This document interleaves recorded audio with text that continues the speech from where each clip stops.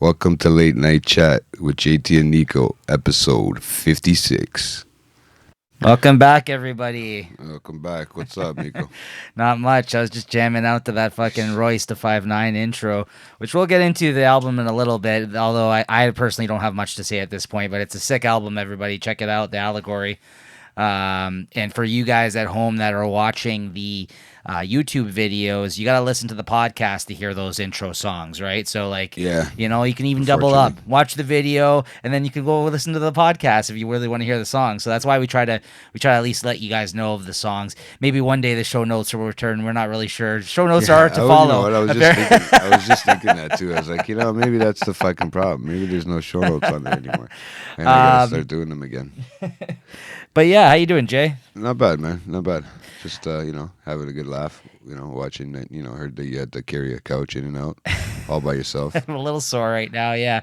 Shouts out to Peter though, and your Uncle Ed. Thanks, guys. You helped me out today. Yes, I did get a new couch. They helped me kind of bring it over into the apartment today. The most difficult part was getting it into the door. Yeah, into the door. Yeah. A little finagling, a little crack of the wall there. It's okay. A little scratch here and there. Nobody knows. You just gotta keep it quiet. That's all.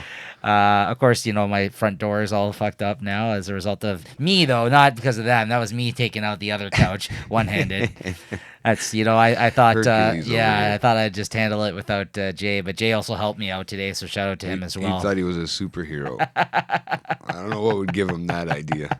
Yeah, but it's all right. Just like looking around. I'm just wondering, which one would he be? It's funny because even leading up to today's recording, because being sore and tired as fuck from today's events, and I was like, oh, Jay, you're gonna actually have to kind of be upbeat more than I am usually on this show today, because I felt like I was gonna be like, but then the mics turn on and I'm alive, Jay. I'm just ranting here. I told you, man. You're the person that likes to talk on the internet.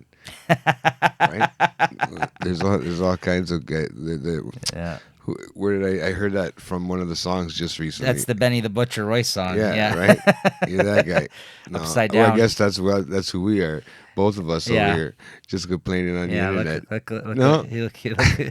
Look, you're as you're being recorded right now. Look that's talking. what I mean. Yeah. It's us right here. Right?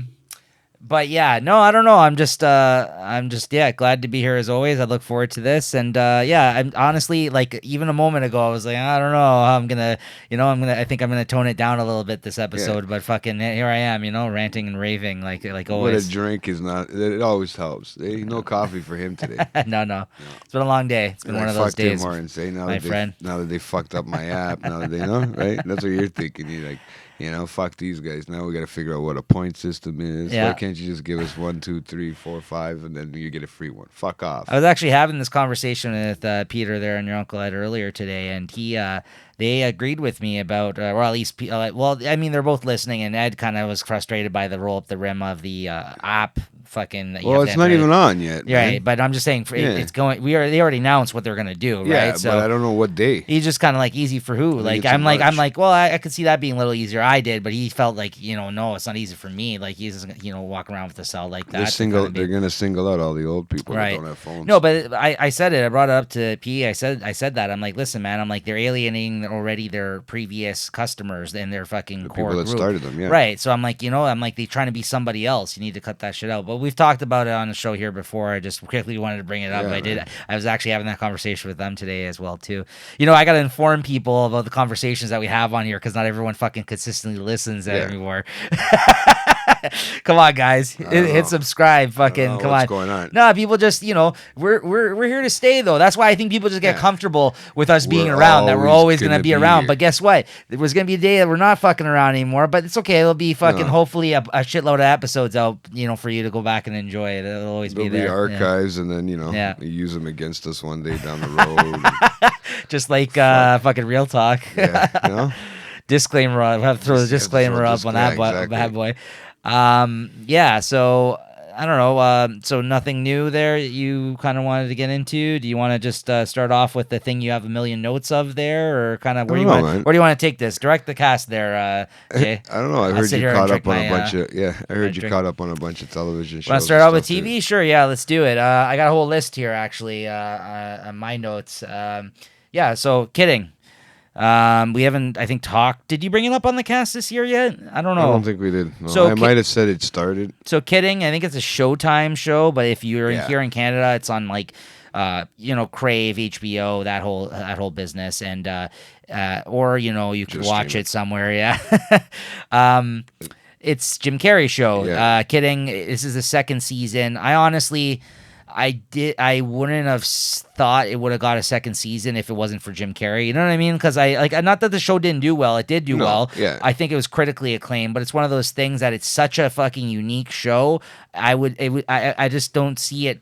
You know what I mean? Like, it isn't a show you would expect to have many seasons, right? Just because of how it is. It kind of feels like it's getting into his weird brain too. Right, but with Jim Carrey being on the show, it really helps. Like, because Jim Carrey's a big name still. You know what I mean? He's somebody that doesn't really do much these days. He doesn't do it if he doesn't want to, right? Like, he's really. I mean, even from the first season there too to this one, it's the character itself has changed. Has grown, has different views, different things, right? That's what I wanted to say. This season is fucking already maybe halfway through better than last season. Way fucking better. Because he smoked a few joints already. No, I'm loving this season, man. This season is great. This is honestly one of the most I'm gonna remember this at the end of the year. Like, I've been writing down media as the months just so I don't forget it. So when it's time to do our show again and talk about our favorites of the year, I don't forget. So it's on my list already. It's one of the most creative shows around on TV, guys. And you know what I didn't know? I looked it up. The show, I was looking into something about it. It's by the fucking director. I guess the guy who writes it. The show is of the Sunshine of the Eternal Sunshine of the Spotless Mind. That movie of Jim Carrey's. Same guy. Yeah, that seems makes like sense. It's that kind of type of movie, right? Right. So as soon as I read that, I was like, now it fucking makes sense, because this is a dark show, but it's really smart, and like the things makes it fun to watch. Yeah. But it's inventive though. Like there was a whole episode they did the whole thing with puppets. Yeah. Like, because he is like a Mr. Rogers kind of like. Yeah, like I want to be. Right. Well, not like I want to be, but I mean, that's the type of guy. Yeah, he's just playing in that character he's playing, that Mr. Nice Guy, Mr. All Around, I can't be mean to anybody type of guy, right? Yeah. What is it, 6 episodes in right now, I think? Yeah, and I don't know why Showtime does it like this. Instead of 2 episodes at a time, instead of airing the whole 1 hour, why they split it up into 2. I don't understand. I still can't get it. Some really good TV shows do it that way. I don't know if they're classified in a different category when it comes to winning awards. Yeah, because at this point, I think it's only probably going to have like one more week, right? Because isn't this only like 8 episodes usually? 10 episodes? 10, I think so another couple weeks. So if you guys haven't ever checked this show out, I think it's worth your time. But I'm going to tell you, like, first getting into it, it's a bit slow. And it is weird, and it's dark. But what's nice about it depends with how you define dark too. Really, I don't know how. I mean, okay, he's a man. Maybe in his own brain, dark. I don't want to get into the whole thing because I want people to check it out. I want people to check it out too, but I'll give you a little. They'll check it out. I'm pretty sure. So it's basically like he's like a Mr. Rogers type guy. Yeah. That was I guess his mother died when he was young, and his father nurtured him and sister nurtured him by basically, like, he made up this whole fantasy world, like, out of toys and stuff for himself. This Pickle Barrel Farms.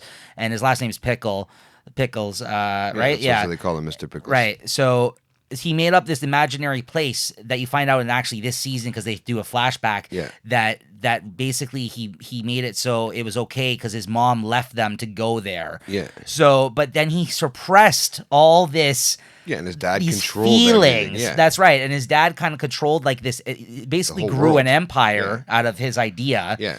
And became like the showrunner and for his creation, and made them all millionaires as a result, and like a hit sensation around the world, to the point where there's fucking Mr. Pickles in every country. Right. There's like a Japanese Mr. Pickles and a like a German Mr. Pickles, a French Mr. Pickles. It's kind of funny. And the shows air, which is insane too. Yeah. And it kind of the shit hits the fan because of that in this most recent episode with them on the boat. Like, we won't get that crazy into it. But the first season, I mean, it's already over. We can kind of venture into it a bit. And so the dark parts of it is that because he suppressed all these memories, he's like he's fucked up. Like, he's a little fucked up. Overly nice. Right. to the point where weird haircut. You know what I mean? You can't suppress all those feelings. He got rid of it finally, though. Thank God. You can't suppress all of that fucking that shit and not expect to blow up essentially, right? At some point. Yeah. And obviously the father, they tried to basically discourage him and calm him down whenever he has a crazy idea. Yeah. Because he knows he can blow up at any second, and they're basically just trying to like make sure that doesn't happen because he's the gravy train, right? Yeah. He's the reason they're all making all that money. Anyways, with this second season though, at the end there's of the a lot last of twists. Yeah, in the second season, there's a lot of shit that happens with the show that changes. There's a lot of stuff that happens with him personally that changes, and he's actually, it seems like he's finally learning things as he goes. About like life. Yeah, like, and it's weird because he's got to be in there, and he's got to be in his 50s or 40s, late 40s in that TV show. He's supposed to be playing that character because he's got a kid and stuff, right? And he's also got a son that he had lost, right? I think that plays into a big part of it too, right? Mm-hmm. But he just a marriage that's over. Yeah, that finally at the end of that last season, at the end of the first season, everything twists around, and then I don't want to get into the second season. So much so that I forgot how crazy that season ended because at the start of this season, it's just yeah, I know. Well, I forgot. Thank God I forgot. So when this season started, it happened like a crazy moment that ended the last season. Just started up the first episode, and I was like, "Holy shit, that's right!" Yeah. And then it all started coming back, and then like, as the season has gone on, it's gotten better and better to the point where there's been like I said, there was an episode where, should I say what he does with the kidney? He basically helps somebody out. Yeah. I won't say how that guy got there and all that, but he helped somebody out with a kidney transplant. Part of his kidney. Or a liver. His liver, yeah. Part of his liver. And he helps him out with it, and they go into like one of those comas, like basically they put them under. Yeah. And the whole episode is then played out by him actually in that world, that imaginary world of his, and with his puppet friends. And the whole episode, they're singing, and there's all these crazy prop stuff going on, and they're actually doing real puppet work. Stops. No, that's what I mean. Like, but like, it's like you know what? It's like watching Sesame Street. Induced coma, yeah. It's like watching like the way those guys, like not to be exact, but the way they did the puppetry and that. Absolutely, there's puppeteers, big things where you're actually standing in let's say that big horse character there. Yeah. But yeah, where there's actual people sitting like that too, and doing that and walking around, which is so cool. Like, there's got to be two people in that because it's a full horse. Yeah. So somebody's got to be sniffing someone's ass, right? But they actually have like actual puppeteers doing this. It's not like it's like, you know what I mean? It's not animated. It's not like it's like theatrical too. Really theatrical too. Again, it's not. It's that like kind of like you don't want to get it. It's boring theatrical. It's actually exciting. Yeah, it's captivating. Yeah, it's very interesting, creative, and I don't kind of bringing cartoon and human life into one world. Yeah, but that's the thing. Like he's presenting it like that, and then when he actually does the actual show, he treats kids like they're adults. Like he doesn't talk down to them, which is what something like Mr. Rogers or like what do you call it?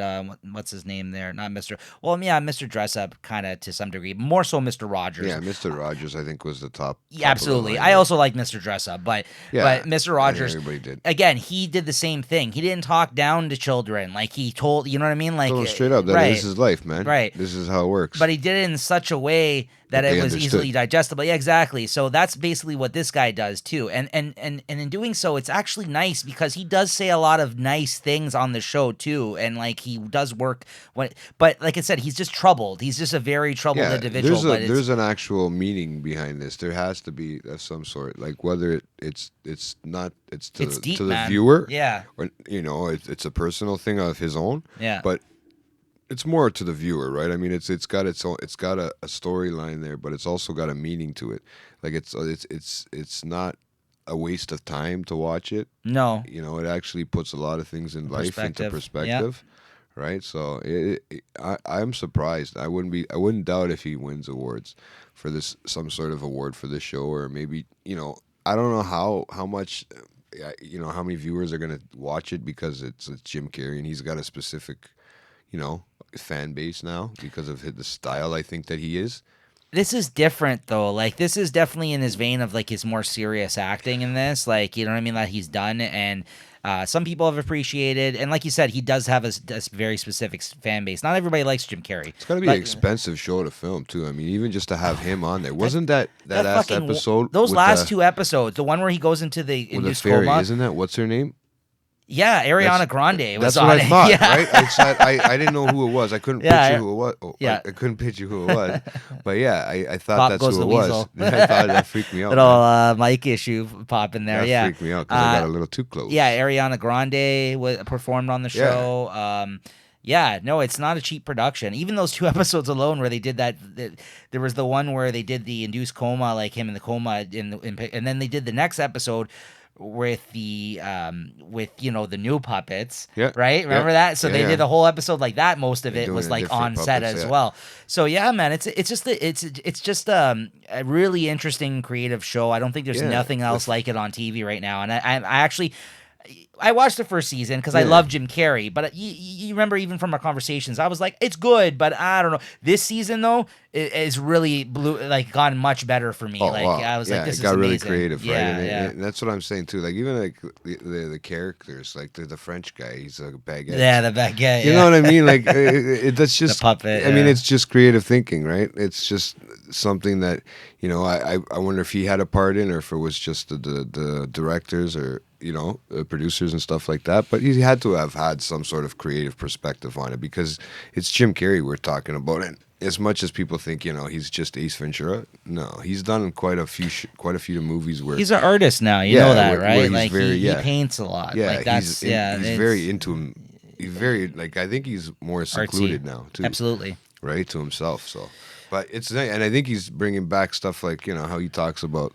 I'm pretty sure he talks about that a lot of stuff with having to do with the global warming and stuff like that. I think it's going into that direction. Not say the global warming, but I think it's going into a direction of it goes in a lot of interesting directions. How his Numbers movie went. That it's in a weird way of thinking. Yeah. I don't know what to think. After the end of the last episode, I don't know what to think.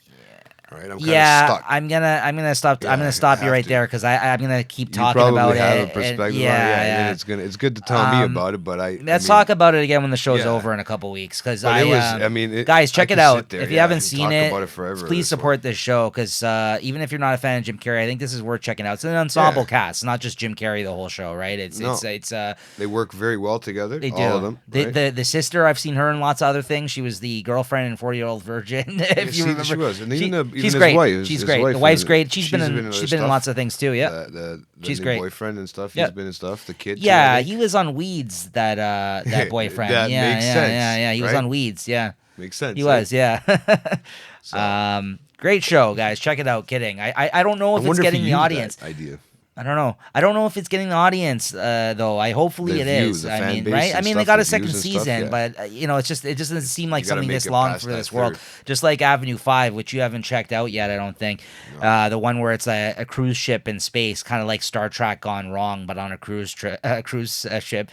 It's okay. You know what? It's funny because it's another show where I don't think it's long for this world. It's probably not going to get another season. I don't think it's finding its audience, but there's a lot of funny people on it. Yeah. Like there's a lot of people, a couple people from The Office that are on it.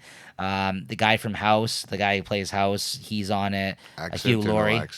That's the thing. He's on the cruise ship as the captain of the cruise ship. Okay. But he was put there as an actor. So he's not a fucking real captain. So you find that out after the first episode, and then he keeps slipping back into his actual English accent, like that House has, like that actor Hugh Laurie. So it's cool because in front of passengers, like the ones that don't know, he has to put on his American accent. Yeah. But then when he's around the people that know that it's all a farce, he has this his English accent pops out. So it's cool because he's doing both actually in this show. That's all right. It's kind of creative. Yeah. I'm like, oh, that's an interesting angle. Yeah. And then all the actual real crew members that are engineers, they all are hidden in the basement of the ship. So like, you know what I mean? Like so they have like all these good looking actors acting as the people like on the Starship Enterprise, like on the actual, like the room where they would go. What do you call that room that they go on? The deck. On the deck. Yeah, exactly. Whatever. Yeah. Deck. Well, I forgot what they call it on the show, but that's how it is. Yeah. So the flight deck. It's like a flight deck, I guess. But yeah, so speaking of Star Trek, I watched the first 2 episodes of Picard. The 2 episodes. I know it's 6 episodes deep right now, but I've watched the first 2. I watched the first 2. I don't even know what I can talk to you about. Can you explain it? I'll ask you a few questions if you don't mind clarifying, because you're the Trekkie here. Let's see what I can remember off the show now. So are the Borgs that are in that cube and the fucking what are they called? The other guy, Romulans. Are they working together? I think the Borg are dead in that cube. They're not put together. I think the Romulans are trying to take over and rebuild that cube for themselves. Right, but is there? So basically, it seems like this is after everything, dude. No, I know, but that's what I mean. So right now, there hasn't been like I know they're in the Borg cube fishing the dead bodies out. Like I know that clone, the girl, the other sister on the show, the one that's still alive. That's what she was doing. She was fishing the bodies out and they were inspecting them. I know, and she's like, "You're at peace now." That is what they were doing on that. They're trying to get rid of. What the hell's Data? They're trying to get rid of like robots, right? Androids. Right? Yeah. So Borg. That's what the Borg. I know they had a specific name for androids. Yeah. They said it on there, but I can't remember. It's anyways, like droid of some sort. Yeah, but android, but that's what he is. Like basically a Data, right? Right. Back in the day, everything's sort of built off of his technology. But someone's using. And the Borg. The Borg got that. See, right. They haven't said that, but I'm pretty sure the Borg, if I remember correctly, when they assimilated him in the movie, they assimilated Data. Sorry, so they must have took all his information. So somebody has it. I just wanted to know. I don't know if it pops up in the next few episodes I haven't seen yet, but what I'm trying to understand is it just Romulans that they're against right now? Because there is Borgs in the show. Yeah, but those Borgs are working. Because there was that one on the ship that killed everybody in the second episode. Like he killed himself and he killed everybody else. But it looks like the Romulans are hacking into them or something like that, right? They're doing something. They're trying because they're trying to get rid of every single. They don't want any of them. That's why there's Romulan spies essentially. That's why that girl's trying to hide, right? Yeah. So the young guy there, you seen him, the young Romulan guy? Yeah, the hot Romulan that she had sex with. That's what they call it. You're like, I didn't know Romulans could be this hot. He's like trying to find them too, right? He's one of the big guys and trying to find them. I will say what I'm liking about it the most, and like I said, by default, I've probably watched the most episodes of Star Trek Next Generation when I was younger, out of all the Star Treks. I thought this was the original. I have watched a bunch too, but just because it was always on back in the day, I've watched a bunch. So like Jean-Luc Picard is probably my favorite captain, anyways. Like that era. I know everybody says Deep Space Nine is the best one, right? No, it's Voyager. I like the girl captain. When what's her name was on there in the Borg and all that stuff. They had a lot to do with just before this. This is after Voyager was after Next Generation, right? But Deep Space, what was the one that was on at the same time as Next Generation? Deep Space Nine, wasn't it? Wasn't that the one that was an extension? All three of them were. All three. Which one came first, though? Deep Space Nine, sort of. I think that's the one that fans say that they like the most. I don't know. It's the one with the space. It's the Black Captain. But it's the one with the whole space station. It's not even it's where everybody would dock, right? Right. To fill up, to do whatever. For some reason, I thought that most fans like that one the most. But you don't see it like throughout the other Star Trek episodes. It's only had its own episode, right? I will say my favorite part about this Picard thing though is how you find out that he made the decision to basically like not be part of the Enterprise turning their back on the Romulans. Like Picard had said at the start of this, like he found out during the war, like they were at war with them, and then there was something that was going to blow up and destroy all the Romulans, and instead of like throwing his he made them save Romulans as opposed to he didn't want any of that. Right. He doesn't want the war. And then he said he's like the Enterprise isn't the Enterprise. That's why he said he basically retired. Like he didn't retire. He stepped down. Yeah. Because he's like because they have that interview at the start. It's honorable.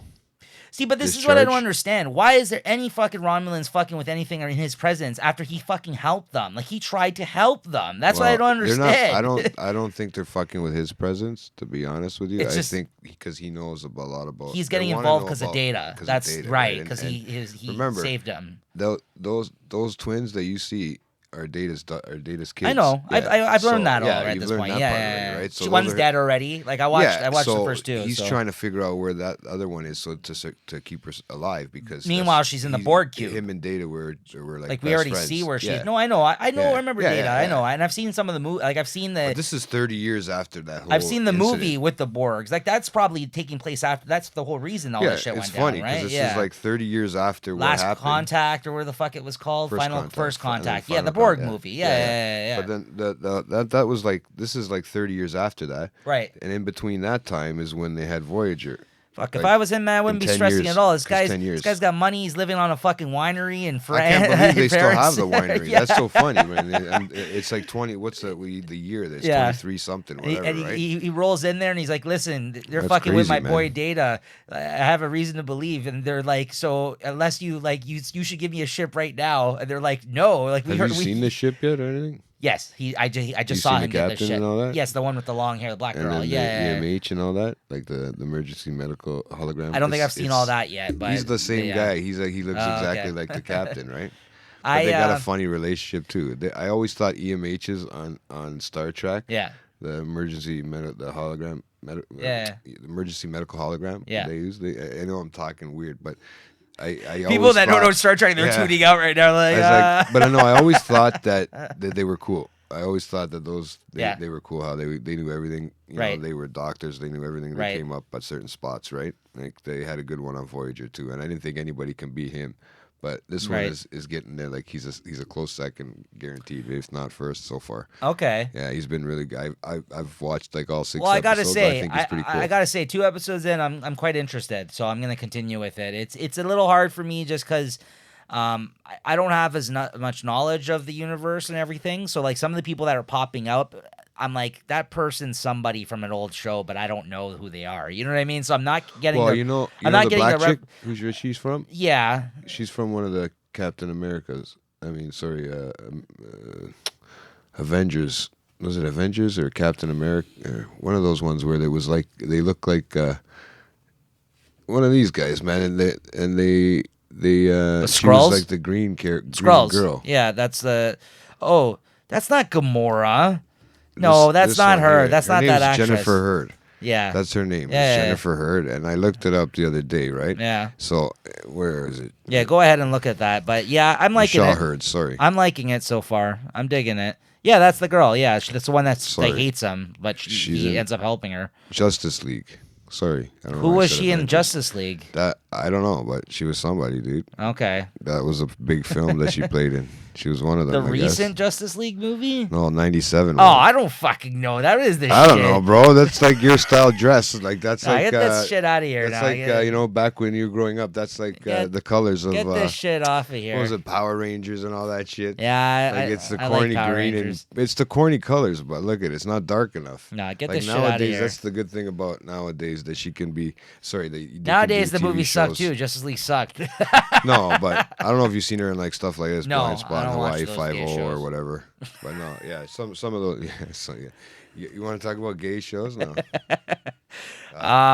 Yeah. So I'm liking it. I thought you'd be happy that I started watching it. No, I thought you were more episodes in. I thought I was gonna get to fucking shoot the shit about it. Why don't you talk about a show that I tried to put you on to I'm glad you watched the whole thing. What, the Lock and Key one? Yeah, that was pretty good, man. I actually enjoyed it. Fuck, there you go. See, Mister. I don't know about this fantasy crap, or whatever. But it was different. I mean, it's kind of like a Stranger Things sort of style. Like when they're playing it along that lines, maybe not as dark. I'm not gonna sit here and say it was like the best show ever because it wasn't. It was fun to binge watch. It was good. It was enjoyable. I liked it. As a fan of the comic, it was cool to see. But it definitely. I didn't even know that until this guy said it. Yeah, it's written by Joe Hill, Stephen King's son. But it's Jonah Hill. Joe Hill. Oh. No, I know. I'm just fucking with you. Go but it's it was okay. I don't think it was bad. There's a lot of fans of the comic that are hating on it. They didn't like the show. I definitely will say the comic is way better, but that's normally the case with these things. The books are usually better than the movies. The comics are usually better than the shows. You know what I mean? Like if both are good, I thought it was decent. Like I didn't mind it. I'm just not here to say it's like the best show ever, but I enjoyed it. The ending for a second there, I was really pissed at though until like the last 5 minutes because for a second there they defeated the bad. Corny though at first. So it looked like they defeated the bad guy very fucking easily, and I was kind of like, "That's it." The fuck? Yeah, I was like, "What the fuck is this shit?" Right, and then it became very like you said, corny. And then at the last 5 minutes, there's a twist, which I won't spoil, but it actually was pretty good. I like the twist that they put out there. I was like, "Oh, of course." It leaves it open for it leaves it open Another to season. your mind for another season. If they decide to do it. Right, or if they get the rights or whatever they do, if they sign it. But that one wasn't bad. What else? Better Call Saul return, guys. fucking year and a half later, it feels like, right? What? How long has it been? It's been a while because of the movie, right? Right. But this is the 5th season, so it's not like... Shout out to Robert Forrester, guys. He was in this. He had a scene. He made it, yeah. So they must have filmed it during that time, or pre-movie. Because they had to. So I have a feeling that we're going to see some of those guys in this movie. For a second there, I thought they were using old footage, because remember when they kind of pan back in that one, so you just see him standing there, it's in black and white. I'm like, oh no, it's all old footage. But then you hear him actually put new dialogue directly to him over the phone. I'm like, oh no, this was filmed for this scene. Like you could tell for a second there. I guess. I don't know. Some of it may have been. Some of it may have been like old footage. Yeah, but some of it seemed like were actually lines that ran to him directly. Like it seemed like the things he said, I don't think came up during the film with Jesse. No. So that's why. There's a few things. Like he said the actual call. Like he said the actual, about what he needed, right? This was the longest start to a season yet. Like, you know how like they've been giving us little snippets, guys, if you're a fan of the show, at the start, where they give you like the black and white scenes of him in his current life working at the where the fuck does he work again? Yeah, like, and that's completely after Breaking Bad. Right. After Breaking Bad, he goes on the hiatus. Yeah, he calls up Robert Forrester, the vacuum guy, and he relocates him. Yeah. And then he's working. What we think. Yeah, he's like the manager at he said it in the Breaking Bad show. I forgot what it is. He's the one who told Cinnabon. Cinnabon, yeah. He's the manager at a Cinnabon. So the last few seasons, every way they started and end the season, you see him like in current time. Like this is because they're telling his story of how he became the lawyer in this show, right? Yeah. So they give you a little bit, like a few minutes, but this is probably the longest. Because somebody makes him at the start of this one. Like, someone realizes that it's him, right? Yeah.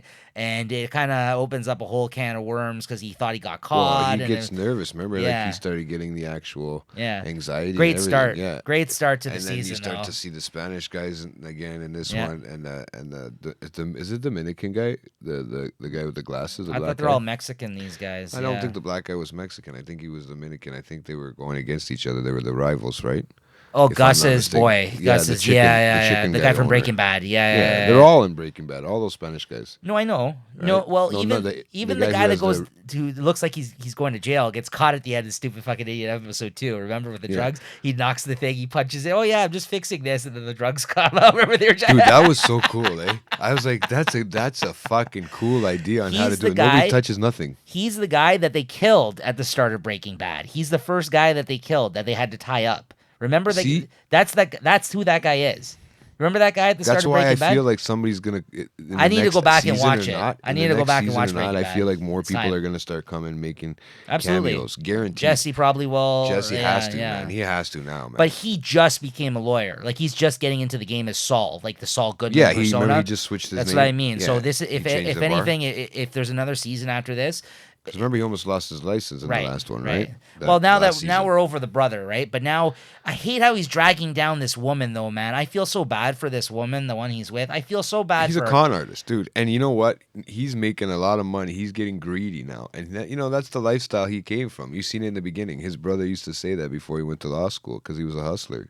Jimmy, remember? Him they used to hustle, but she started hustling with him. So it's like she was helping him out in a certain way. So now why not do it? And they do it legally. Here's the thing, though. She wants to do things the right way, but Jimmy is just as good, if not better, and gets there easier than she does. So it's frustrating her because remember, she she's talking to her client Kim, the woman he's with in this. And he won't take the deal. Like, he won't take the 5-month deal they're offering. He wants to go to court. Go to court, which is an idiot fucking move because he can go for like 2 or 3 years of jail if he doesn't take the deal. So she's trying to convince him. So Jimmy comes up with this plan, like, oh yeah, we're just trick him into making me think I'm the DA and I'm gonna throw him in jail and blah blah blah. I'm gonna make an example out of him. And she's like, no. She gets like really upset. She's like, no, I'm not doing that. That's your thing. I'm not doing that anymore. This is like my pride. This is how I do things. Yeah. And he walks away, and she fucking tried to be honest. She does it. She tries. And then she fucking realized that it's not going to work. It works the way that Jimmy or Sal wants it, right? Yeah. But yeah, no, that's the thing too, and she knows that, and she knows But that's he's what's good eating at at what her. he does. But that's what's eating at her because she Yeah. doesn't want to do that. She doesn't want to conduct herself that way. But she did in the beginning when they met. That's the right. problem. But now she's working for a law.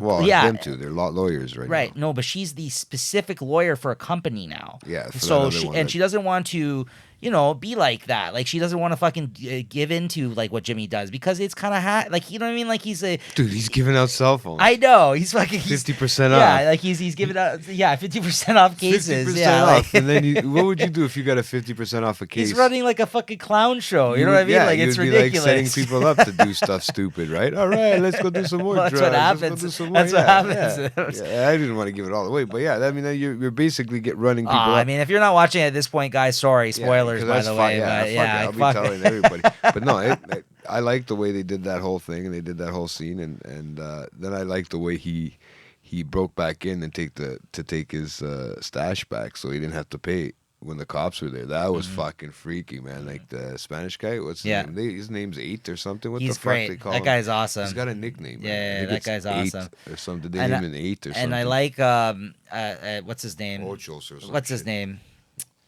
Not Frank. What the fuck is his name? The guy, Mike. He's great. He's great too. I like how he punched that guy right in the face after he talked shit about that guy he had to kill last season, like the scientist dude or engineer or whatever the hell he was. Yeah. Mm-hmm.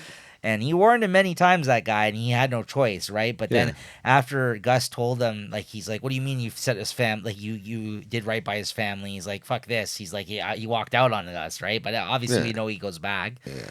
But who knows how Gus reels him back in? He probably has something over him, right? He probably threatens his family, that kid, or something like that, right? You never know. Gus operates like that. He's a fucking sick bastard, right? Sneaky. Like cold, right? So, anyways, guys, great start to this fucking season. It's back on the air. Definitely check it out. Sorry about the potential spoilers there, but we're just excited to talk about it. Man. We love Better Call Saul. So I've been watching that thing since day one. Yeah, it's something that you can't. I've been I feel people that. There's a lot of people I talk to that haven't even watched Breaking Bad. Shameful. And I'm thinking, really? And you guys, that means you haven't watched El Camino, and now you haven't watched Better Call Saul. You know how many spinoffs? This is off one show, Breaking Bad, and I wouldn't doubt it has another spinoff somewhere down the line, right? Maybe to do with the drug cartels or whatever was going on there, right? Right. A little bit more in detail, maybe they where could. their storylines. They can keep it going for sure. They can keep since it going everything's for sure. about narcos and stuff like that nowadays, everybody wants to watch drug shows. There's another narcos show now, isn't there? Like Narcos like Mexico or something. Yeah, isn't that kind of like racist? They're all down in South America. I never even watched Narcos, to be honest. What about Narcos USA? Did you watch Narcos? No, I never watched it either. That's what I'm saying. Like, what about Narcos USA or Narcos Canada? What There's else? Gotta be some drugs. Lastly, let's talk about some The Outsider. See, that one I'm lost. On the last episode, I'm lost. I got lost because I don't know who the fuck he's seen at the end. I don't know who was there what was going on, who was eating what. So the strip club guy is now... I mean, they obviously were with him, but now he's transforming into the strip club guy. And the cop, who he had the boils on the back of his neck, was bringing people for him to eat and deers and shit because he doesn't have enough strength, and he's trying to set up... that's why he wanted a kid, not somebody full of cancer. I get it. So what do you understand then about what's going on? So he was bringing it to the strip club guy? That's the guy who was eating the shit? The guy with the wolf mask on is the outsider guy at the carnival that tried to take the kid, and then they took a picture of him, and now the cop had no choice but to believe the fucking shit because he saw a picture and his eyes were blacked out after his mask. The guy at the carnival, that was the strip club. The kid. Yes, that was the outsider. And that was the one that was eating. Yes. So he's the one who ate the kid. Yes, that he's transformed into the strip club guy now. So where's the cop now? The cop's just gone. The cop is now helping him still. The Boyle guy, the cop, Yeah. he's helping him now. He had to help him because now he's so weak that he needs him to help him at this point. That was why the black girl's now like, he doesn't need him, though. That's why the black girl says we got to tighten the noose on. No, he's still weak. He tried to take the kid there. He was about to eat the kid. Take the kid and start the whole process over again. Yeah. And then he feeds off of all of everyone's guilt and the hate, all that shit that follows. Yeah. If he successfully killed the kid and then at that carnival, If instead they saw him and they tackled him on the ground. If he killed that kid, though, the strip club guy would have been found guilty of it, and the whole process would have.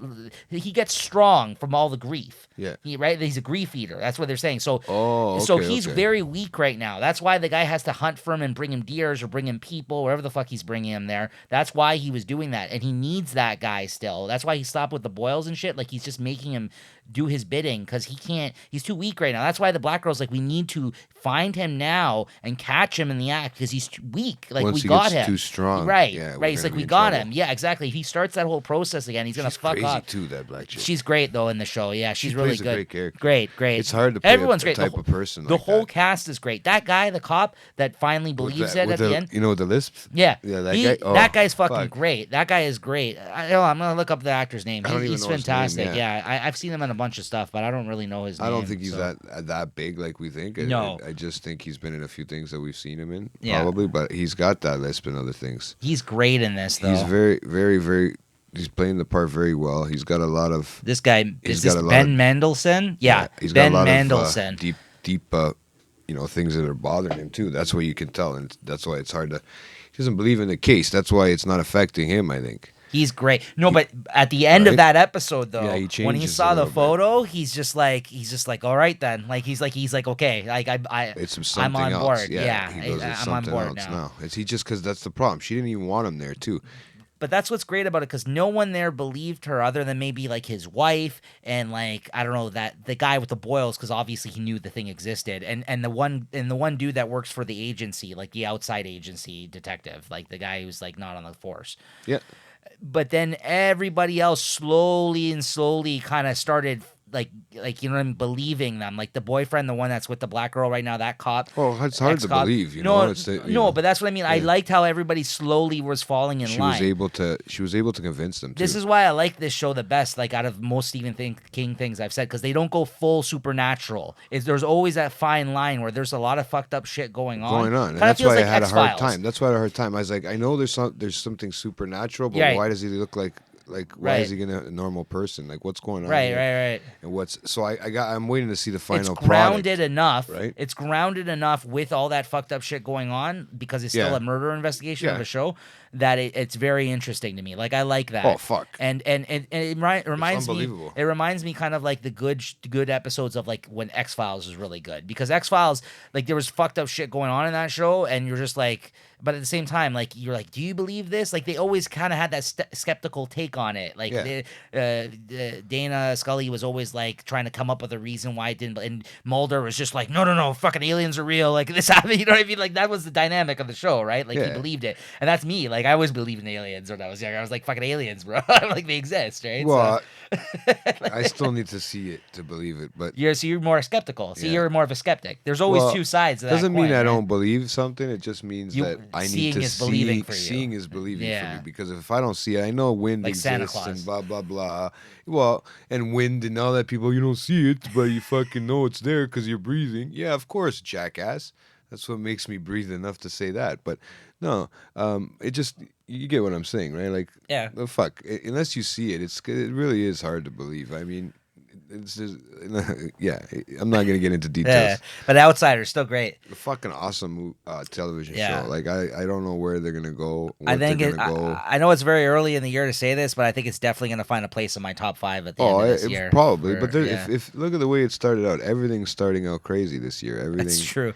There's nothing that has a lot of good stuff on TV right now, guys. There's a lot of good stuff on TV, except the other day, there was a real cool thing that happened. Is that that backup goalie? I was waiting for when he's gonna bring it up. Yes. No, Carolina. I had to change it up. Both their goalies got injured. They had nobody there. They fucking pulled the Zamboni driver, who's a Marlies goalie for the Marlies, right? I believe. Not even the. No. Well, he's there. He practices with them, so he's not. He's 42 years old, bro.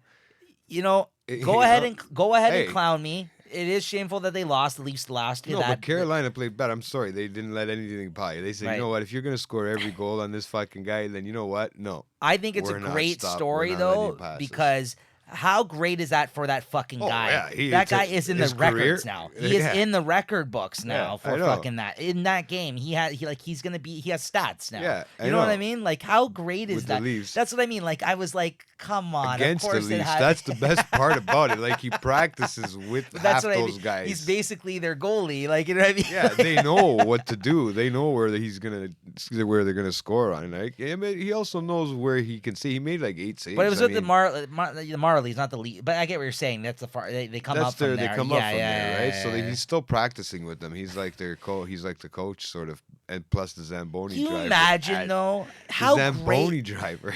Yeah, go on, get your laughs in. He got the front page of the newspaper, bro. He deserved it. You know what? All I'm saying, this is what I'm trying to say, and I'm not just trying to stray away from you making fun of the Leafs for losing to him, because that's kind of fucked up, believe me.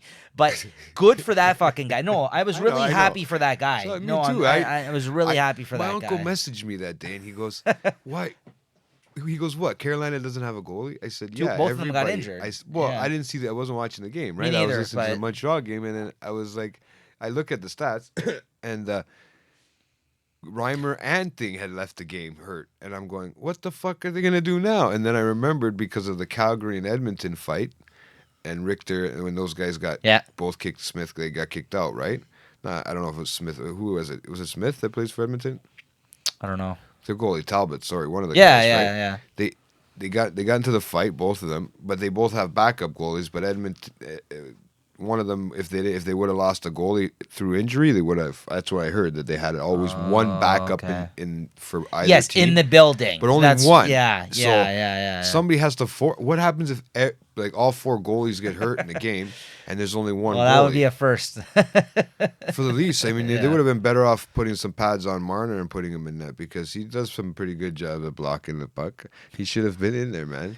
But I honestly, kudos to that guy. I don't know his name. Straight up, should we look it up? Because I want to shout this guy out. Maybe the Leafs helped him out, man, because the last 2 games that they played, they really bounced back, and they had to, because they were fucking competitive teams right now. It was, fucking Zamboni driver, man. It was, that's the first thing that pops up. 43 years old. David Ayers. There we go. That's it. Shout out, man. Good job, buddy. Fuck the Leafs. Calm down there. 43 years old, yeah. That's it, man. Oh, you good for that guy. I'm happy for that guy, though. Honestly, like, he got a standing ovation. He got everything, dude. He's got lineups for people signing his jersey, dude, or picture or whatever.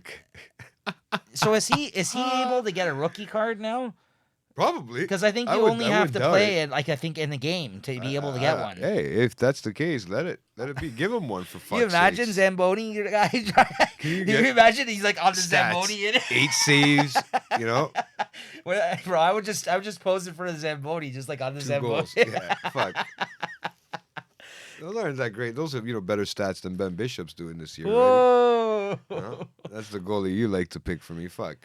Hey, listen, he gets a lot of shutouts usually. That's why I picked him. He was 1 star today against Boston. I don't even know why I put him in. He fucked me so bad. Whatever. Okay? Sorry, man. It makes my ass hurt. Well, not my fault. I also gave you other great picks, but you don't talk about those.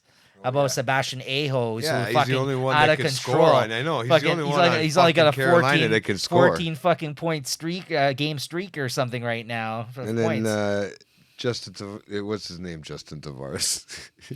Yeah, Justin Tavares. What's his name? I told you to pick him up. His cousin. His name? Why can't I remember his name? John Tavares. John Tavares. It's my name. I don't know what the fuck's happening there. That threw me off. You're right. No, that threw me right off, man. Yeah, he was doing shit until I sat him on the bench. I thought, I'd be like a coach. I'd punish him, sit him on the bench, and he fucking gets 2 goals. He's playing a different type of game lately. I don't know. He's been playing more defense. Yeah, he has to though. Matthews and Marner are there, so that's good. You know, but that's what I mean. And he's the captain. He's got to play it back. Well, this is what I'm trying to say. Right? You need people like that on a team. Not everyone's gonna have to take the spotlight like that. Right? No, listen. He's doing what he has to do. He feels he needs to do. And he's a center, right? And yeah, but you don't get. That's the thing. People like that don't get enough credit because sometimes people play what they need to do on a team, right? I mean, like, you're multifaceted. He may not be the team. Yeah, and nor is he a dynamo like Matthews is on the scoring. He isn't. But there's a reason why they made him a captain. Yeah, that's the reason why, is because he knows he's the sport. a good player, man. That's what I mean. Like, I get what you're saying. Like, for pool wise right now, it's not beneficial to you, but no, they must have got a spanking, man, after this fucking Zamboni driver thing. Everybody must have got their pee-pee spanked. They probably got eaten, yelled at, bro. It must have sucked for them, dude.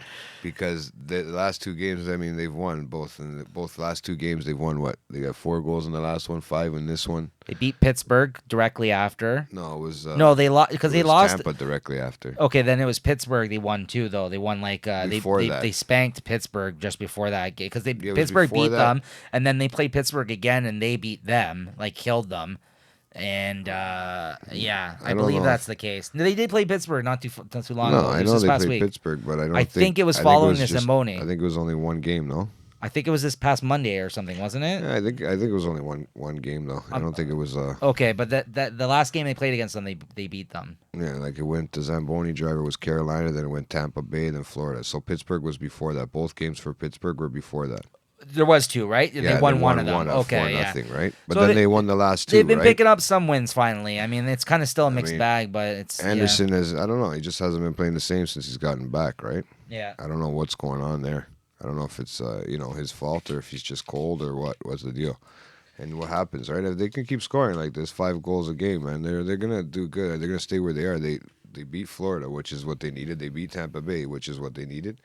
So they're okay. I think they got Boston coming up next, don't they? Yeah, fucking Boston. So that's gonna be a killer. Yeah, we hate Boston competition right now. As the playoffs stand, they look like they're playing Tampa. If we let's say we get into the playoffs, you gotta fight Tampa, bro. I was about to say, I don't care who we fucking face first, but please not another fucking Boston fucking matchup. Please not another fucking Boston matchup. I'd rather play Tampa, for fuck's sakes.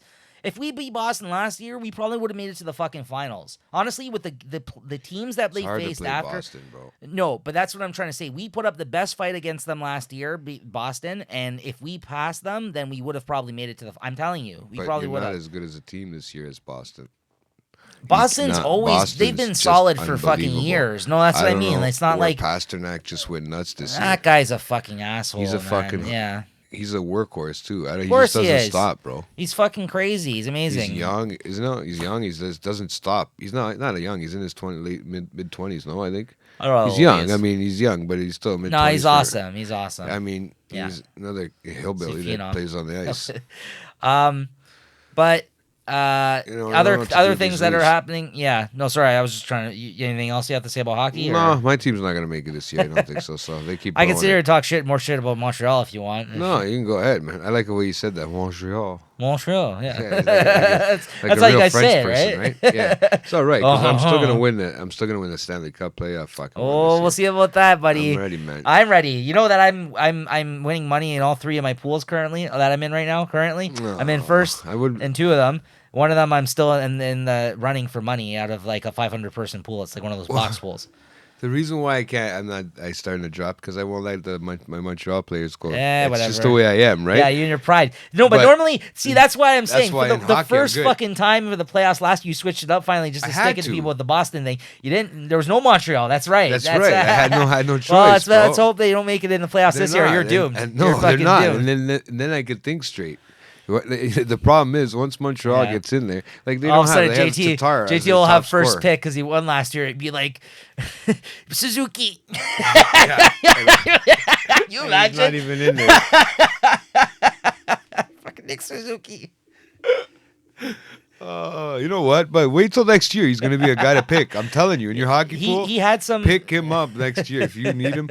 He's an awesome player, man. For a young kid like that. JL yell out David Suzuki, his father. Suzuki. Guess where the draft is this year? It's in Montreal. Is it? Ooh. Yeah, so that's why I think they got a shitload of picks. They got to be up there on the podium to get the picks. Make Bergeron look good. Yeah. Imagine they fire him right before the fucking the thing next year. Yeah. That'd be hilarious. Yeah, so then things, I guess, going on in the world. or I guess in in Ontario there, if you want to talk about that quickly, you got the train blocking going on. It's fucking everything up, yeah. man. It fucking everything, man. Not just the Native American, not Native Americans. What are they? What do you mean? Who's blocking Aboriginals. What? It's Aboriginals, yeah. right? Is that what you call them? I don't know what's the proper word. I believe so, yeah. Right, okay. I thought it was Native American. I didn't know. No, it's not Native American because they're not. They're those are like okay, Native Canadian? Yeah, there you go. I don't know. I'm just trying to be proper. I don't know. But well, yeah. We're living in the Americas, so it's North America. I guess they are Native Americans. So, yeah, no, they those blockades are messing everything up, eh? They're fucking throwing off all the trains. They're throwing off fucking stuff that gets to stores, stuff that gets to, people's packages and stuff like that. Everything's throwing stuff off, bro. This fucking, and it's messing stock markets up. Then there's the whole fucking coronavirus thing is killing. Fucking, they're getting. Well, that was the next now, thing eh? I was gonna say. So things have escalated, guys.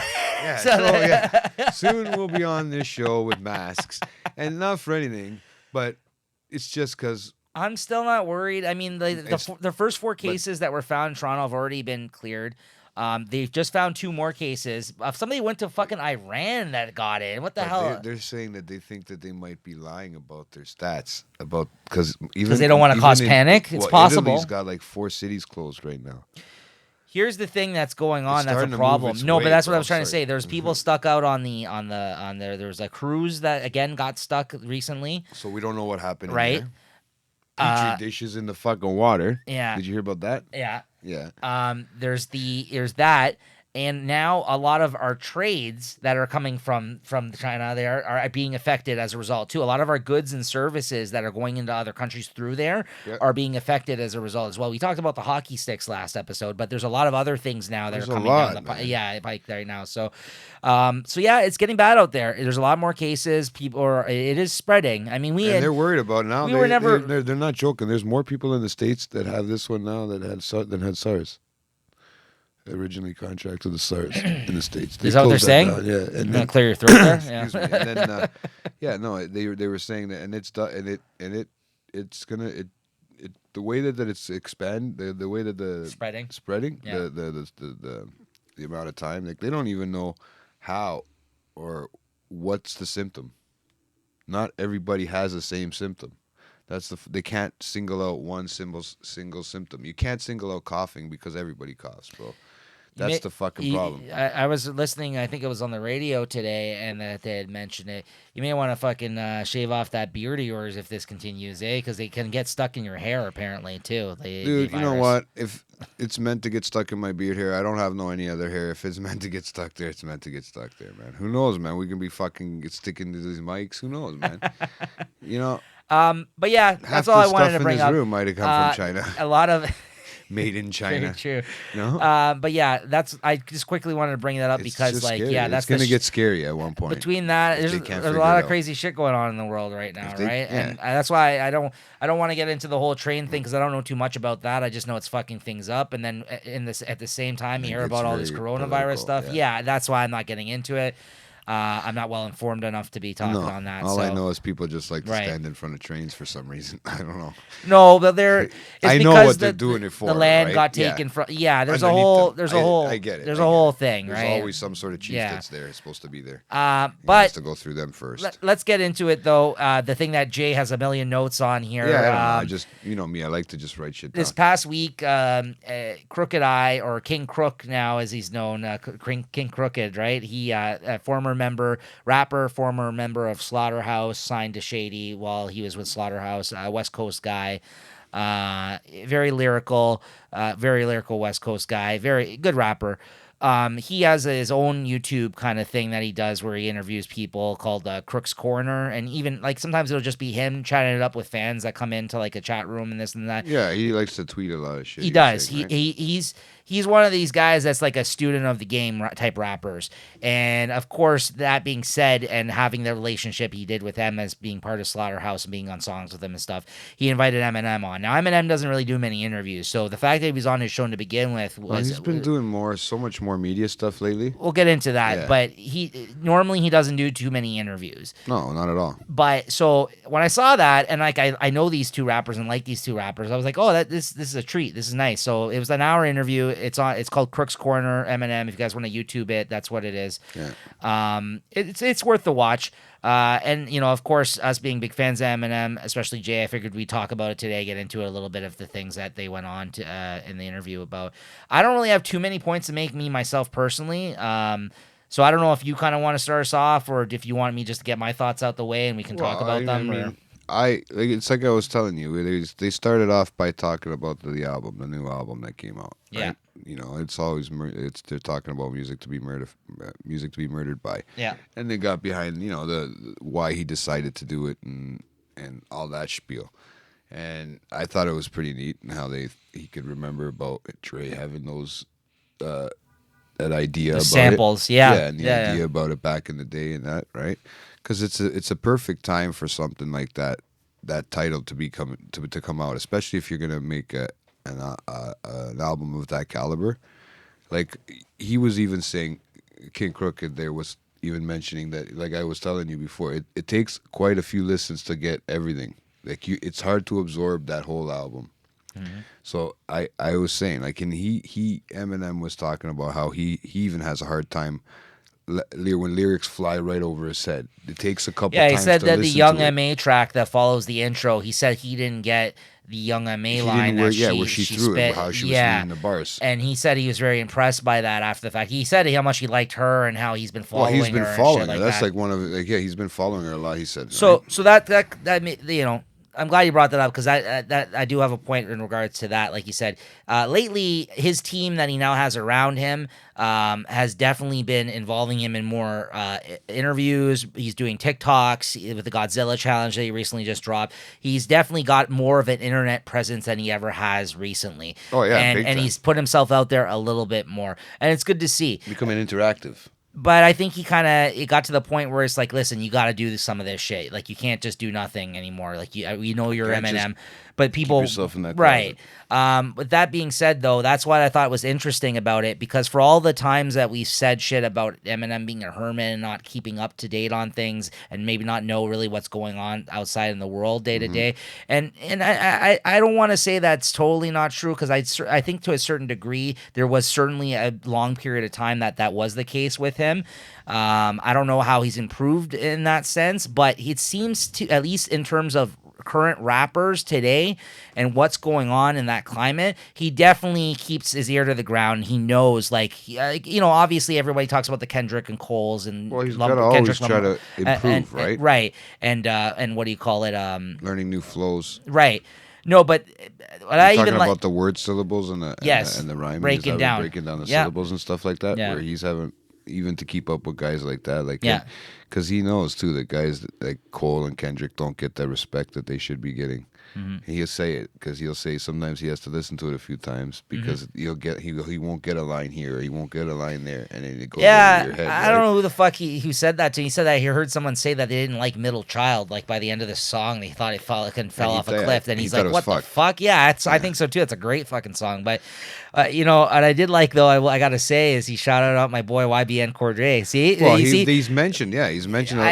Think about it. He's had to watch YouTube a lot.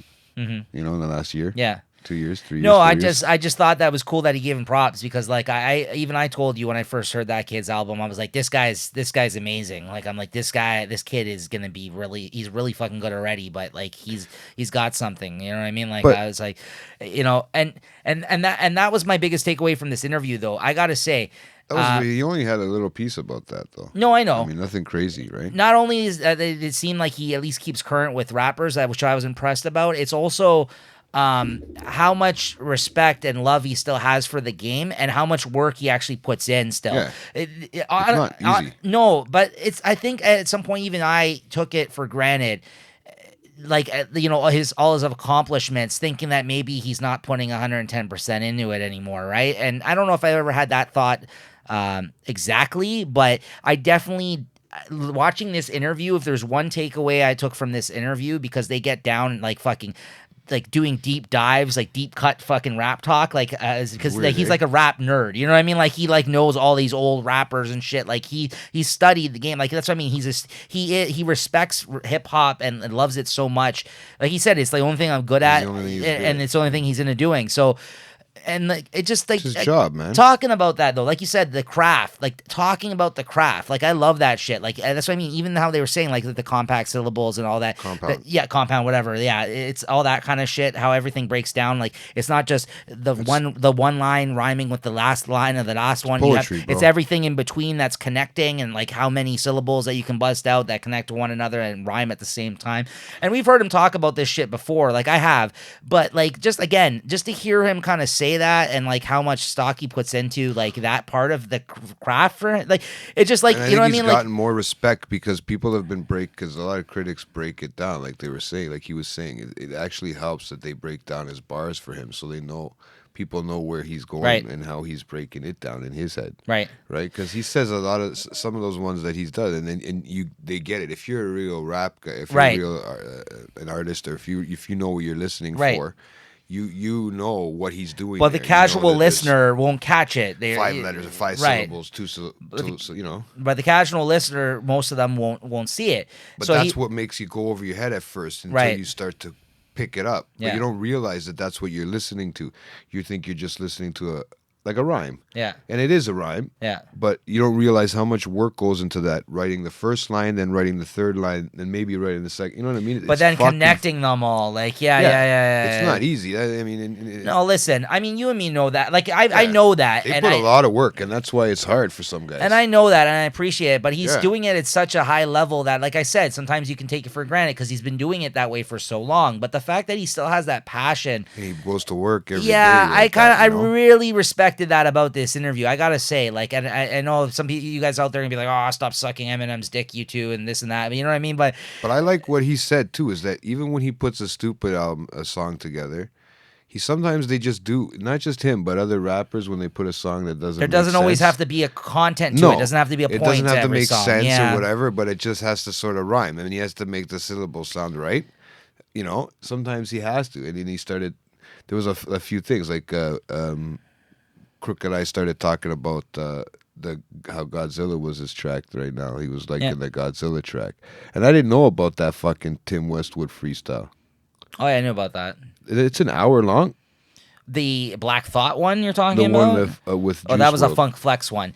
Oh, the Juice World one. I didn't know. Is that how long he said it was in the interview? It's an hour freestyle, I thought. He freestyles mostly off the top in that freestyle. I knew it was long. I didn't know it was a fucking hour long. If that's what he said, that's what I thought Eminem was saying in that interview. If I got it right, that's what he was saying in that interview. It was an hour-long freestyle. Just listen to this freestyle. And most freestyles are like that. There's some written, some of it's off the top. No, but Juice WRLD was known for his freestyle. And that's why I actually originally put me onto that kid, is that I liked how he's a freestyler. Because no one does that anymore. No. Like rappers, you might see them go to Funk Flex and they get like 2 minutes over like a beat, and it's usually a written and it's prepared, and you know, they usually, you know, depending on who it is, they might come in there and destroy it. Other people don't even want to do it, right? So that's like a lost kind of art form in rap as well at this point for me, like, because you don't really see many people do it to that degree, like you know, even like Eminem tried to say like they used to do back in the day.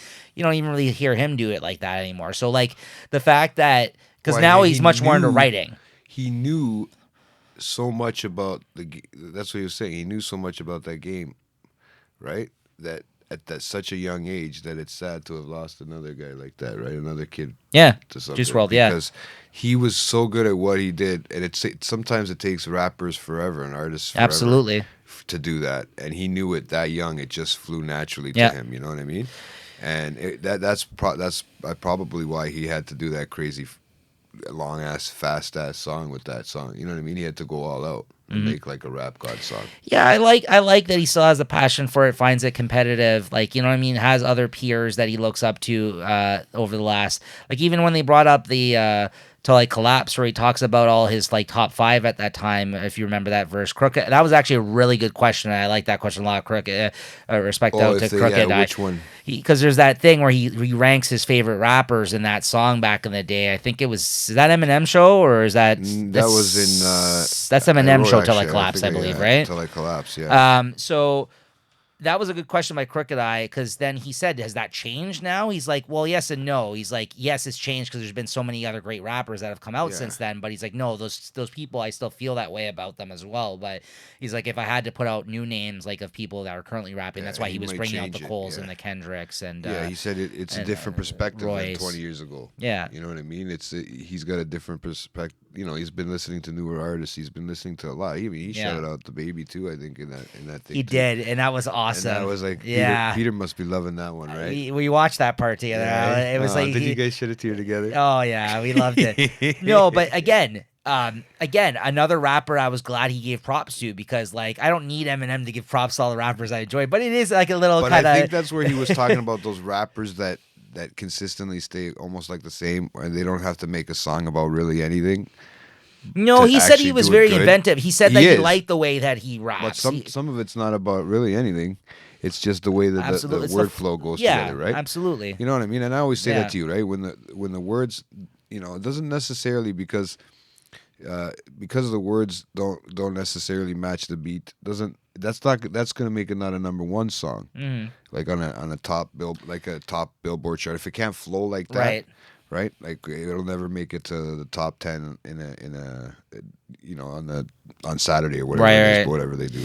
But it will resonate in your head, those lines, and you'll remember that if it's that good a quality. Like some of these rappers like Crooked Eye and stuff like that, they have great shit out there, or King Crook or whatever, when he was young before in this, they have good stuff lyrically, but you do not get that proper top level beat. Production. Yeah. No, you don't get that top level beat production that match it the right way. Yeah, absolutely. But they're moving with their flows too much, and it's hard to actually match that beat unless you're a really great producer. It's very hard. I also liked how he brought up the fact he talked about his producing credits. Yeah, and I thought that was an interesting. He couldn't answer it. Like M couldn't answer it, because at first he's like, "Do you think you're appreciated for your, like, if you're in the same conversation for your production?" Yeah. And at first, like, he seemed like he was gonna joke about it. He's like, "No." He's like, "No, I'm joking." Like he kind of double backed on that. No, but he was absolutely right, because I don't think he wanted to admit that people don't appreciate his producing credits, because at the end of the day, we've talked about on here before, he's not the greatest producer. He's good. Yeah. He's capable of doing it. But he says in that album, like, and I wrote that down too. But he said that in his on that interview, that he said that most of the stuff, because he's not like he doesn't play an instrument, it's hard for him to say the chord and whatever. So he usually hums it, right, to the whoever's actually putting it down on a track for him. See, somebody will have to do it. Like he'll hum something maybe to Dre, and Dre plays it on the piano. Most musicians don't know how to read music. No. Some of the best rock stars of all time don't know how to read music. Most of them nowadays don't. Like, they just know from muscle memory. Like this is how you play, right? I have a little brother that has memorized notes, right? Yeah. But that only makes you play a certain type of music. Right. Some music doesn't even have notes. That's the thing. That doesn't necessarily ever make you a better musician, but it helps. It helps. Makes you actually a great musician, because you actually know what the chords sound like. So when you're listening, and you actually go to play it on a guitar, or you go to play it on a piano, you know what you're going to hear, that right tone. You might not know how, but you'll remember. Okay, that's why a lot of these people collaborate with producers, though, and other like sound engineers and stuff like that, because they know that they're talking about, like, when they do that shit, right? Where like did I hear that? Oh no, that was on another TV show, but no. Sorry, I got confused. No, I was going to say something about. Yeah, go on though. What else you got? No, but and some of his how he was saying how, you know, how the top. You know, he was asking if he agreed with the top 50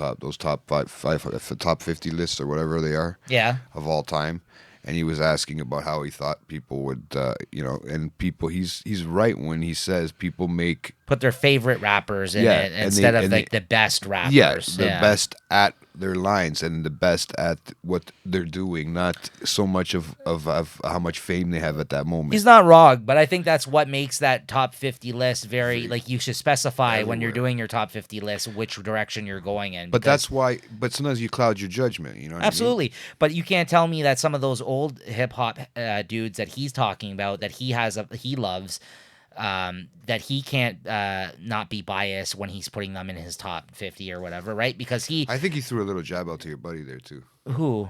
About the top 50 list or something, about that whole. Who's my buddy? Your buddy Bud in there. No, I don't think he threw a jab. I think it was a little jab there. I don't know if I don't know. I didn't catch that. No. Okay, you can double check again. Why? What did he say? I just thought he threw out about the top 50s and where people should be placed, right? Because I think there was a little thing about that, right? Well, no, but he also I had thought with, I was trying to get off there, but you go ahead. he also agreed with them about saying he was a guest to hip hop, and he is a guest. Yeah, I don't think he should have said that. Why? But, I mean, if you know what, he never said he wasn't. He never said he was the best, and he's being way too humble, and I know that's what he's trying to do as a white man who's that good and as a rapper. Right. To be a white man. He's fine saying he thinks he's a guest, because in a way he was when he broke through as a white rapper who's that fucking good. But he fucking paid his dues, man. The guy is fucking really good. It's not like he's not good.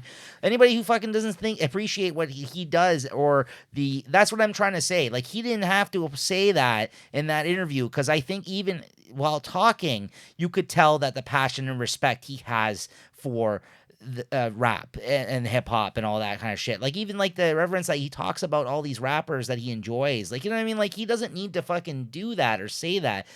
There's people, and that's why these are the type of rappers I like. Like him and like even like Crooked, they're like the guys that respect the craft that's put into it, that care about their music. Because a lot of these guys that came up from drug dealing or just fell into this shit, then they do it for the money. That's cool, but they don't get it, right? But to me, there'll never be, you know what I mean? Like, and then, but again, there's people, not everybody, people like the baby. Like, you know, I'm not going to sit here and tell you he doesn't respect his craft or the game or anything like that, but on that level, probably not. But he's having fun. He's making great music. He's having a lot of fun doing it. So am I mad at that? Absolutely not. Right? You know what I mean? Like, that's cool. But like, you're never going to, like, for me personally, it's like people, I'm going to use an analogy with comics, for instance. Okay. It's like when comic writers or artists that I know, that I follow, they say at the end of the day, they don't want to fucking pick up a comic and read it after working at the drawing desk for 10 hours or 12 hours. And the last thing they want to do is go and look at a comic. I can never trust those type of people. Like, I understand it because you're too close to the material that it kind of ruins it for you, because you're behind the scenes. You see how this shit gets made. It's a business. It's a job for you. Why would you want to fucking do that at the end of the day? You would want to do anything else than fucking read a comic book or write you know what I mean? Like, I get that. But in the same level, I can't trust people like that, because it means you fell out of love with the thing that you got into in the first place. You know what I mean? Like, it's like a lot of rappers, they say that too. I don't even really listen to rap. Like, you got to be inspired by others to, you know what I mean? Like, he does, though. He was going off on a bunch of, even old school. You get what I'm saying, though? Yeah, you get what I'm saying, though? Like, that's I can't ever trust people that say that, because I think it actually makes them shittier in the long run, because you're no longer inspired. Like, you're no longer hungry. You no longer look at other shit and you be like, oh man, that was sick. Like, that's what I mean. Like, the competitiveness that keeps you going. Like, you need that. You need to. So anybody who says that, I just never trust them a bit. Like, in a way, I can never be 100% with that person as a result. When they say, if rappers say, they sit there and they're like, oh, I don't even fucking listen to rap, or I don't even really like rap. You know what I mean? Like, I'm like, I really like. He does, but I mean, he's listening to everything. He's always trying to fine tune new things, because he's got to keep up if he wants to be in the game. Yeah, he's got to keep up. And he says, what did they say? What did he say? Game recognizes game. Yeah, right? Exactly. So no, but that you need to do that to stay current. Like, you know what I mean? Like, and that's why with the times, even all the shit that he put out where people weren't feeling it necessarily. You know, I'm not gonna sit here and say he wasn't trying his best. It just, you know, there was some stuff that didn't click with everybody, myself included. But it doesn't mean that he wasn't fucking. The things that he was putting into those songs wasn't impressive in itself, and that's what I mean. Like, if it's impressive to him and he's actually trying that hard to actually put that music out, like, how I can't hate on it at all, like 100%. You know what I mean? I can't sit there and tell you that I don't appreciate that he's still doing what he's doing, because and that it made me really happy to hear him talk like that during this interview and open about it. Well, back to like about how he was saying, where you were saying how he's not getting the credits for producing some of the stuff too. Like, if he's trying to do that, he's trying to even better himself by learning something like that. He's trying to keep himself pushing forward, right? Yeah. And I mean, he's people don't realize it too. He's also, you got to remember, he's also produced some of his biggest hits too. the beat to behind like my cleaning out my closet. I didn't know that, and I didn't know that he almost gave that beat to Proof. That's fucking crazy, man. Right? Like if he gave that to Proof, no offense, I And love that was Proof, an but that would have been amazing song, no. But right? that's what I mean. If that song never came to be, like he's like, I'm not really sure what happened there. Yeah. You know, we know what happened. You fucking took that. Like I know you probably just didn't want to speak ill about Proof, but that was it. Like that song, if that never happened, that'd be crazy. If that was just a Proof song, you know? Yeah, and did you hear? I love Proof, but Tim West would sorry. Crooked Eye. I asked him about what's his favorite album on the song. It's like when you asked me, and I said the whole thing, man. Yeah. Right. The whole thing is awesome. If you listen to it the right way and you listen to it from beginning to end, it's amazing. And the way it starts off with the premonition and all that, how the intro starts off, how it starts, just the start of that whole album is amazing. But he even says because they were talking about Darkness, that video Darkness, right? And he even said that he believes in what he believes in, and who cares what other people think, and that's what makes him. That's what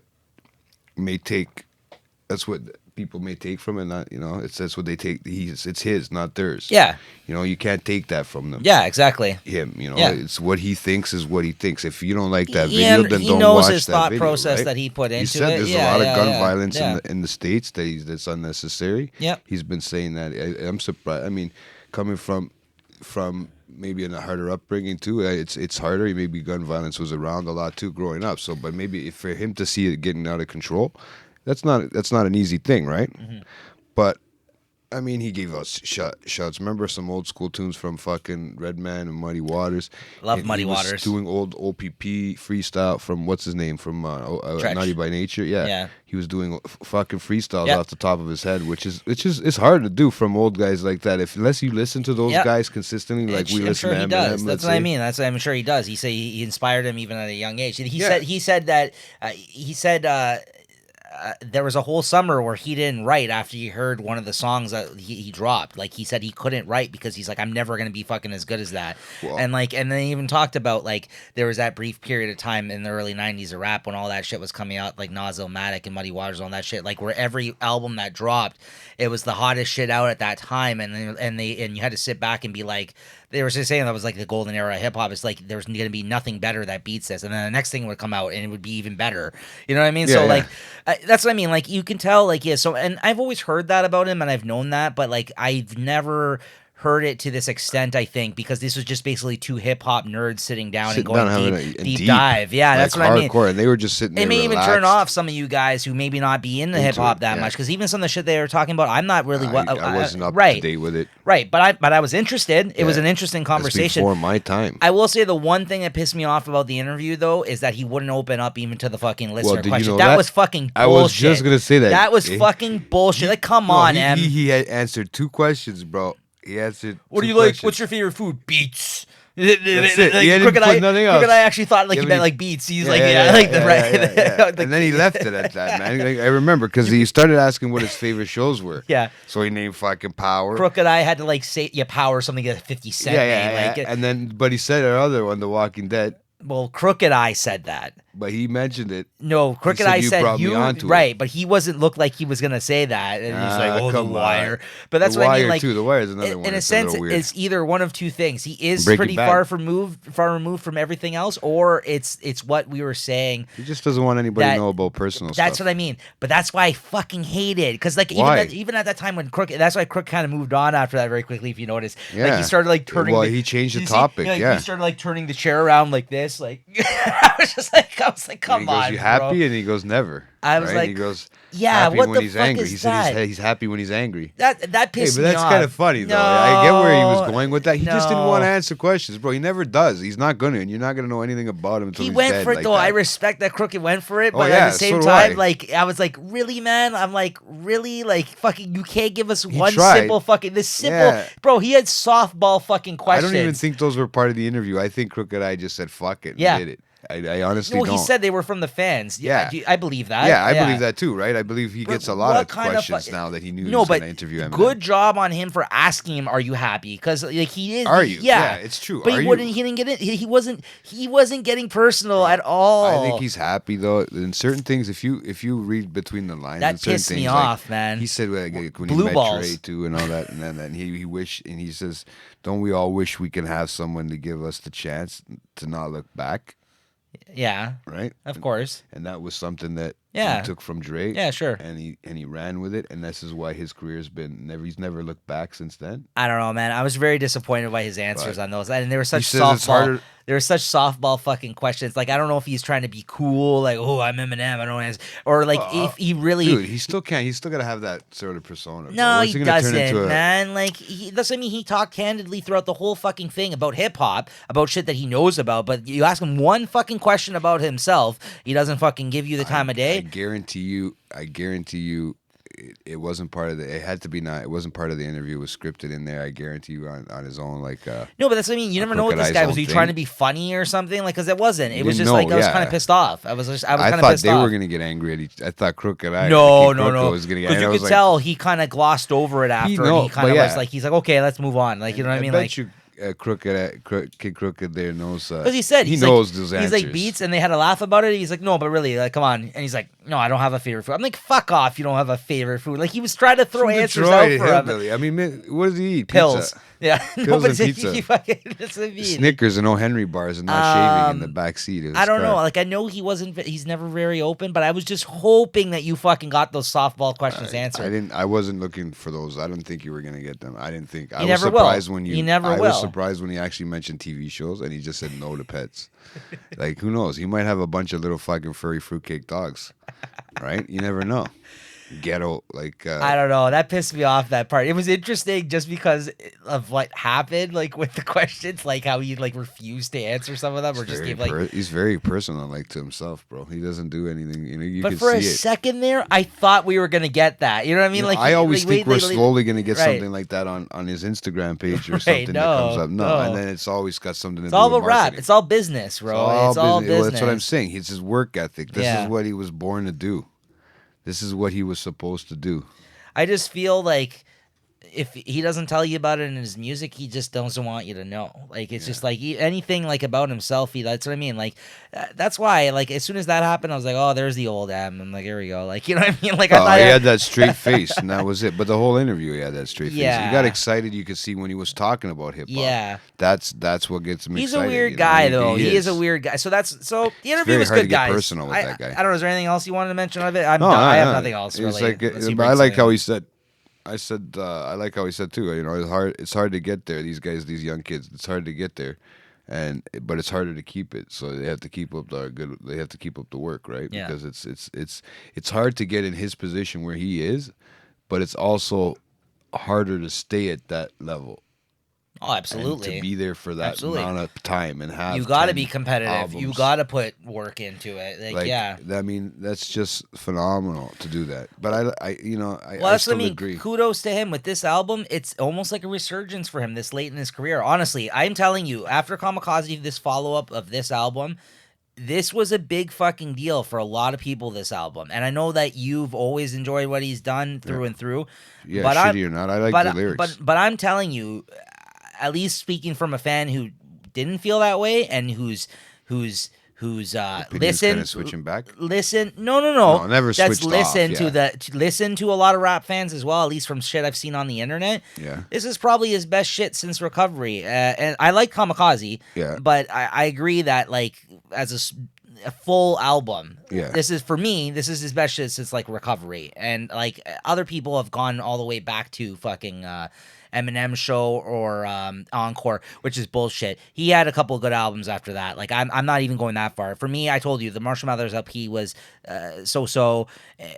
A Revival was a letdown for me, but yeah, honestly, at this point, like it's great, man. Like I had a new appreciation after this interview of just hearing him talk like that, like because you know what I mean. Just to see again, we've got two interviews this year. That's great. More than he's done his whole life. I think, besides being shoved in front of a camera. Yeah, you know, who knows? Maybe he has some anxiety about being shoved in front of a camera.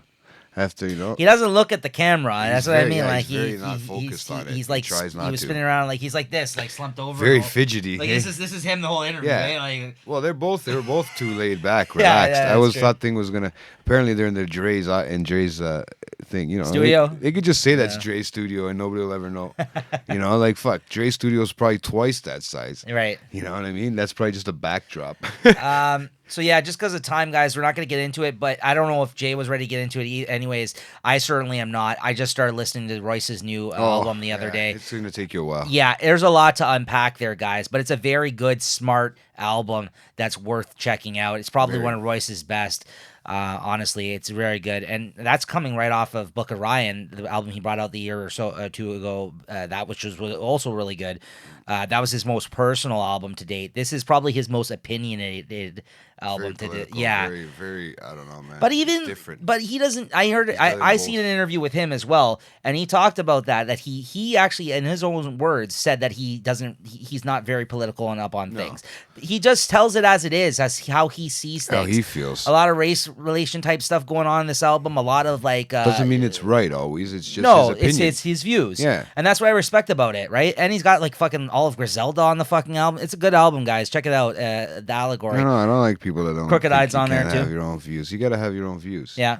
You know. Yeah. So, but no, I we'll get into that more maybe next episode. Yeah, exactly. So. But I think on behalf of I'm surprised we didn't fight this episode, right? No, it was. I thought about it. I was like, should I say something? Should I break his balls? We had a lot to talk about though today. But it was good. It worked out good. It went by pretty quick. But on that note, I'd like to say, guys, don't forget to friggin' subscribe and shit like that, and keep us going, and just because we have fun doing this anyways, and we're just gonna hang around and break your balls and keep tagging you and shit, and fuck off if you don't like it. And we've been reinvigorated. We've been putting out that content on time, the video and the podcast for you. Honestly, we put a lot of work into this, guys. Honestly, like we got busy lives, believe me. I had to study. Yeah. Like really, I wrote 4 pages of shit. And also be on the lookout. We are gonna probably move forward with dropping maybe an episode a month of that new movie podcast that we were playing with the idea of. We're going to try that out. Next movie up is Departed. And like I said, check that out. And also check in the feed, guys. If you guys were fans of Trade Talk, my show that I do by myself where I talk about, I already got 3 recorded in the can. By the time this show is out, those will already be out for you guys. So go back and look in the feed on the Late Night Chat Network SoundCloud page.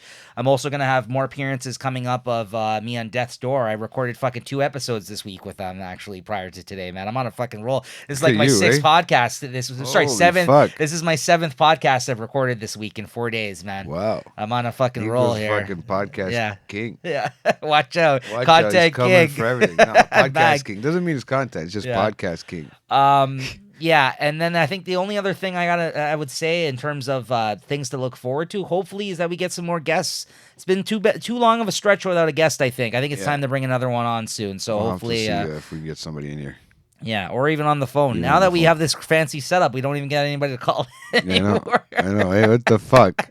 Now it doesn't sound so shit. Yeah, exactly. No, Nelson wants to keep calling Cheech, so I gotta get him in there. I gotta get him somehow. Him I told him to he's gotta chill. Let us talk and then answer back. Yeah. Don't an actual conversation, not him rambling for fucking. You know what? Maybe we should get him and Leslie just talking to each other. We'll back just and forth, get up and leave. Just sit back, we'll leave. We'll get off the screen. We'll let them keep going at it. Right? You imagine that'd be a funny bit if we just had like sound clips of us with our voice. Every fucking 20 seconds. Just to make it like we're in the background. Oh man, now they're gonna hear about it. Okay, we'll guys, see if they watch it. Maybe we won't do that. No, who knows? We'll see. Let's see if they see this episode. We'll see if we get called out on it. Do you got a way back playback for us? Or? Yeah, I think on spite of this. Another Eminem song. Yeah, because we were talking about it. I might as well put cleaning out my closet. Every time that you have a way back playback, we somehow talk about Eminem in the same episode. That's right. And then it works perfect. You just look at your phone. Oh, I pick this Eminem song. Come on, you gotta start. No, I'm going for the clean out. You listen to enough other music that you can come up with other things. I can't think of anything. I wanted to pick something off of Muddy Waters, but I think you picked clean out my closet at some point. I don't think I did. All right, we'll go with it. I don't think I did, but I wanted to go off of the Redman album, off the Muddy Waters, because I actually like that album. That is a sick album. Yeah, that is a sick album. He was awesome. He did a lot. There's a lot of good songs on that fucking album, but I don't know if you have it or I don't have it. I used to have it. I don't know if I still have it. One of my SD cards I have it on, but I have no idea which one. Maybe next time. I could probably download it right now as we wait, but no, we can't do that. It's okay. No worries. Well, yeah, I'll pull it up. Cleaning out my closet it is. That's kind of cool, though. That is something I didn't know, that he said that he made that beat for Proof, and then he started doing it. Yeah, so maybe that's why. Well, that's why I was thinking maybe throw that out. If I couldn't think of a song from, if I couldn't come up with a song from Muddy Water, right? Maybe I'll think of that next time. I'll bring you out a jam from there.